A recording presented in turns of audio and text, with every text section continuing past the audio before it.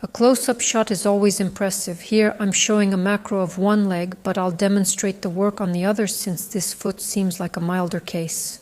While you're looking closely, maybe even surprised, let me remind you what this is about. This is a model, a woman who, because of her job, has to wear heels at work. And unfortunately, she didn't know that her shoe size is actually 2 sizes bigger than she thought. And that's how we ended up with this result. So we have rather thick rubbery skin and a huge number of calluses under the nails. I personally asked her not to cut these nails, to bring me everything that had grown out just as it is, so we could see how these nails grow. As you can see, they've lifted a bit more, they're growing upwards, and there's a lot of this rubbery skin on the nail folds, which will be difficult to file down. And of course, the star of our episode is this big toe, the one on the other foot. I'm showing you here, and I want to say that her first visit was on March 14th, the second was on April 28th. Now it's June, and she'll be coming again very soon. She'll probably want something pretty, maybe red nails or a French manicure. We'll decide when she arrives.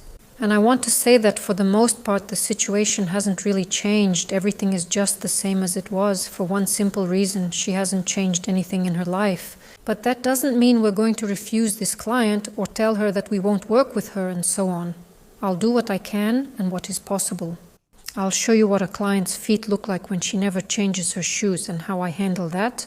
By the way, right here on the big toe, as you can see, there's this strange little spot in the middle, and in the previous video I mentioned that she found it somewhere in the recommendations, I don't know, either on the internet or on TV. She saw that you need to take a file and file down the thickness of the nail plate. That's why her nails were a little bit filed down. But now they're already growing out, everything is fine, and I'm starting the treatment. I'm still using the same special softener for nails, for working with these kinds of thick nails, which makes them more flexible. And of course, as always, I'm using a curette, one of the most indispensable tools for a pedicure. Honestly, I don't know what you could even do without this magic wand. As you can see, there's a lot of skin, the nails are twisted, the nails are compressed, and a logical question arises. Here, why don't you put a nail correction system on her? I want to say right away that I would love to, but the thing is, her actual shoe size is 2 sizes bigger than what she wears.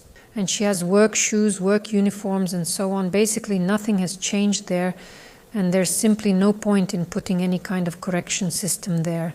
Because if it's, for example, a titanium insert or something like a composite adhesive with beads, it could just cause bruising. And if it's a hook correction system, that's not much better either. Because it will try to straighten things out, but the shoes will just squeeze again. It will be a vicious cycle. So we won't get any results here, or if we do, they'll be temporary. And she also says that there's no particular discomfort. The only thing is that everything just builds up on the sides like this. And as you can see from the friction of the edges of the nail plates against the skin, it gets really compressed, clumped, and bunched up there. I'm not sure which word fits best here. Basically, there's a huge amount of dense, rubbery skin that you have to gently pull with tweezers. Yes, you can't just yank it out, you need to pull it out carefully, because if we just yank it out now, there will just be a hole left. That's not the plan we want. I'm pulling with the tweezers, and I'm showing it as close up as possible in macro mode, so that someone can really enjoy it, yes. Don't forget to leave a like or some kind of sign in the comments, and for someone it's clear and interesting, so there's a whole lot. The nail is dense, a pretty thick nail plate that just digs in there. Right here is a piece where I trimmed the edge of the nail. Unfortunately, I couldn't film everything because, to be honest, even my fingers hurt after working with her since I had to do this. Now I'll drop some Ithonia sequia from Gelly. And I had to push them back just to somehow get in there, so honestly it was a really, really hard job. And I want to say that of course we should try to clean up clients like this as thoroughly as possible. Our goal is at least to make their condition easier. She should feel at least a little bit better. Oh, by the way, I left a little treat for you here, something tasty, but there's a hair in it. She said she has cats at home, so most likely it's animal fur. Actually, that happens pretty often there. Or maybe it's from stockings, socks, or really anything at all. So I got a little distracted, sorry about that. I'm showing you again, but from a different angle, this little callus that just won't go away. You should never pull it out because it will leave a hole, and of course something could get in there, and then it will get red and all that. Let's not use any trigger words, just in case social media starts penalizing us for it. Honestly, I'm going to be picking at this for quite a while. I use different tools for your convenience, and I always show these tools in little on-screen boxes. I kindly ask you, please don't eat while watching and leave your comments. What kind of nippers were those? What were those? I don't know, those curettes and so on. I show all this every time, I explain it every time, and unfortunately nothing helps. Of course, I can't help but feel upset about it. And here I'm showing another tool, which is probably also a must-have for a pedicure specialist, and even more so for a foot care specialist. These are straight-cutting nippers, which you can use to trim carefully and properly. I'm telling you right away, you shouldn't do this without proper training. Next, I'm demonstrating a bit. Here I have a long straight bit. It's not rounded, it's probably called a cylinder or something like that. Honestly, despite doing nails for a long time, I still can't remember. The names of the bits, I always choose them based on how they look. So in different situations, I pick whichever bit seems right.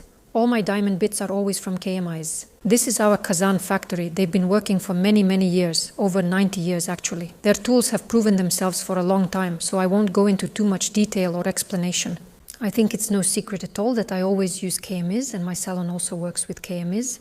Their special feature is that they use electroplating to coat with natural diamond, meaning their diamond grit is real. It's a good, high-quality abrasive that will serve you well, of course, as long as you clean it properly.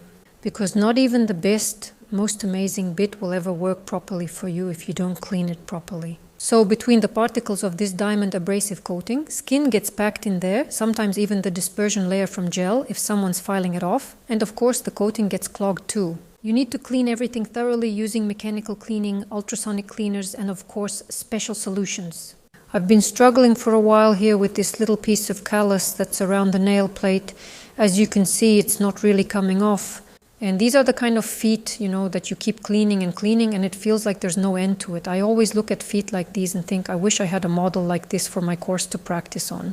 Because when a technician comes across something like this and works in a usual standard, let's say general technique, usually the technician is shocked because it just never ends. Does it seem like you're making pointless movements? I've already changed the bit here and I'm showing from the side how much is flying off just from buffing the nail fold. By the way, who's complaining about the dust collectors? There it is, the dust is being collected, everything is fine. The dust collector never lets us down and always reliably gathers the dust. I'm continuing to show you the cleaning of the nail fold itself. We're also doing a little bit of cuticle buffing here, so I'm not going for any deep cuts, just lightly buffed it. My goal is not to irritate the skin so it grows back even more, but rather to calm it down. In this kind of pedicure, we mainly remove everything that's dry and try to work as gently as possible with live skin so that there aren't any unpleasant consequences later, like chaotic or excessive skin growth. Here I'm showing that all the work is done and we've also placed packing here.